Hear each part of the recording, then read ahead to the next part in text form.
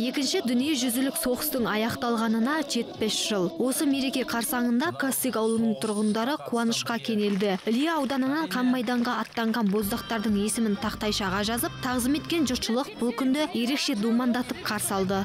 Бүгін мінекей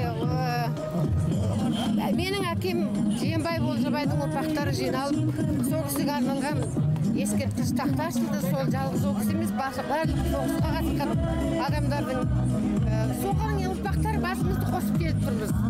Тағзым етіп.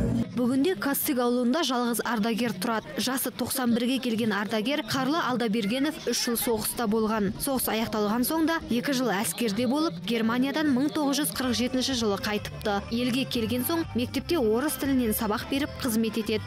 Осы мектепте директорда болдым, дауыста болдым. Өз ауданымда абыройлы адамның біреуі болды. Ауданда райкомның нештатный директоры болдым. По международным положениям деген. Ал ауыл әкімі Қара мрамордан соғылған ескерткіш тақтаны ауыл жұртшылығы өз ұйымшылдықтарымен атқарды деп алғысын білдірді. Елдің, ауылымыздың бірлігінің арқасында, татулығының арқасында осындай іс-шараларға тойға жетіп жатырмыз.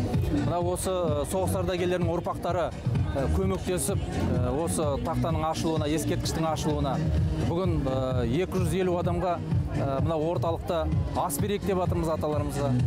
Мына тақтайшада осы ауданнан екінші дүниежүзілік соғысқа қатысқан 195 ардагердің аты жөні жазылған.